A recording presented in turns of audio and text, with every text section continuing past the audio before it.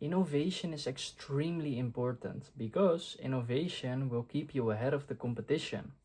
If you are going to copy anybody else, then you will always be second best because you don't have the experience, the knowledge, everything that it takes in order to be as good as the other person that you are copying. So, having new ideas and experimenting on them and innovating in general is very, very important. But there is a right way to do it and there is a wrong way to do it. And most likely you are choosing the wrong one to do it. Because what is the wrong way to do it? The wrong way to do it is basically to pick something, um, to have a new idea and build something from scratch, like a completely new idea that doesn't exist yet. But this is not a very good way to approach it because like a lot of people have like good ideas, everybody has good ideas. Probably your friends has good ideas, your family has good ideas, maybe like your relatives or your partner, but are they all successful? No, of course not. Because new ideas is very, very risky. Like actually when you look at it, there are like two outcomes. It can work or it cannot. Most likely it cannot, but even though like you just do it like 50-50, it can work or it cannot. So it is risky, and you might be spending a lot of time and energy thinking about it and then executing on it, but probably it will not get you anywhere because it will not work. And at this point, like, yeah, for sure, one person out of the million might have a very good idea and he might execute on it and he might become like a multi-millionaire. But at this point, it's almost better to like buy a lottery ticket, because at least for a lottery ticket, you're not wasting all of this time and energy. So that is the bad way to do it, like picking something completely from scratch. Then now you might be wondering, what is the good way to do it? And the good way to do it is basically to pick something that already works, pick something that you want to do, that you want to build a business on, but pick something that already works, consume it fully, implement it flawlessly, implement it perfectly, and then basically look at what is missing. So you add what is missing, also look at what doesn't work and basically remove that and improve what is already there, and then having new ideas around that. And because like once you are doing that, once you're picking something that already works and you are innovating on it and you make it better, then there is like a 100% chance that you will actually improve it and that you will make something that works. And there are a lot of examples. For me, when I first started, I was creating a course and I assumed that this course was really good. I was thinking like, I struggled with this, so other people are struggling with this as well. And if I make a course around the things that I learned, then that would be very valuable and people would want it. But that was actually not the case. I made a whole entire course around focus, which was extremely valuable for me, but people were just not interested in it. And then I was thinking like, yeah, like it is something what they need, but it is not something that they want. And people don't buy what they need, people buy what they want. So that is a very important lesson for business as well. Like if you're going to make a product, make sure that it's something that people actually want. So talk with people, figure out where they are now, figure out where they want to be, and figure out what their biggest bottleneck is. And then if you make something that helps them to get from where they are now to where they want to be and solving the bottleneck in between, then you make something that is actually like really good and that people will actually want to buy. So I made this offer around focus and I spent a lot of time and energy on it. But then when I was trying to sell it to people, and people weren't really interested, and it wasn't also tangible. I was saying like, yeah, like I will help you with your focus, I will help you improve your focus. But then like, yeah, like what, from a 7 to a 9? It doesn't make any sense.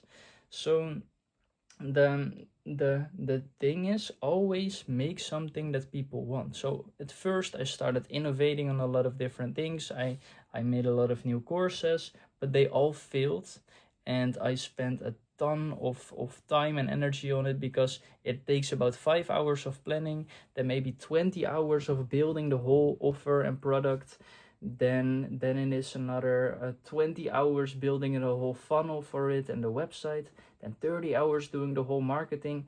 You are going to waste 100 hours while you are not even sure if it's something that it will work, that it works. And I've basically made this mistake twice. Luckily, after the second time I learned my lesson. Basically what I did was like, okay, I'm going to look very good at like, what are the products that I've bought, what are the things that I bought, and what were the things that really worked for me. And then I took a look at all of the courses, all of the mentorships, all of the personal experience that I've had, and I basically just used what works. I just copy and pasted everything that works. And if I would implement a lesson from one mentor, and that would work, then I was like, okay, great, this actually works. So now I can teach this to other people. Some things in the mentorship didn't really work for me. Am I going to blindly copy that as well? No. Just copy what works and then teach that to other people. That is how you truly build something great. And then eventually, when you already have something that works, then you can innovate on it. And you already innovate by making a combination of different things, because I built my course, my thing that I help people with, on like the $20,000 that I've invested in mentorship. And I made a combination from everything. That is what I'm now teaching to other people. And then suddenly you will start to get clients. That is what happened to me. I signed a lot of clients, and all of these clients were also trying some things, like slight variations. And I figured out like a way on how to do the whole entire conversion process that nobody really ever thought about before. And then when I implemented it, it worked flawlessly. And that is how both me and both my clients got amazing results. It is a very low friction way of selling. And yeah, so the thing is, if you look at all of the great innovations, they weren't making some innovations from scratch. Like, I'm looking at my iPhone now. Like, look at the iPhone. Apple didn't create the iPhone from scratch. No, they combined different parts that already existed and that already worked and that people already were using and wanting. What was that? Well, they combined the internet, the phone, and the iPod, and they merged it into one until they have this iPhone. Like Neanderthals didn't invent fire. They probably saw like lightning hit a tree, and then they tried to recreate it in some way. So all of the new inventions, and that is how technology existed. People don't build technology from scratch. They are building technology from things that are already working, and this is the right way in how to innovate. So before you try anything, like, really look at something. Is it something that already exists and it already worked, and how can I make it better? How can I improve it? How can I innovate on already having this foundation, instead of like building something completely different? And I've heard people, Alex Hormozi, for example, talk about this principle of like having a good balance. Where should you spend your time on, your working time?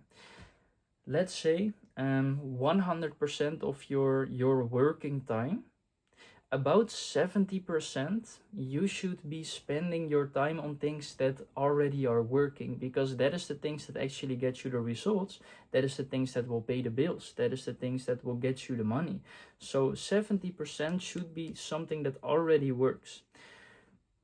20% should be on like adjacent long-term projects, things that you aren't really getting anything for now, but later in the future you will get a ton out of it, and it has like huge potential to massively increase your business. So 20% of your time you should spend on that. And then about 10% of your time should be invested in moonshots, in like these new ideas, these things that has great potential but most likely will fail. And what a lot of people are doing is they are spending 100% of their time on moonshots, but then like what is going to pay the bills? Like you need to make money somehow, right?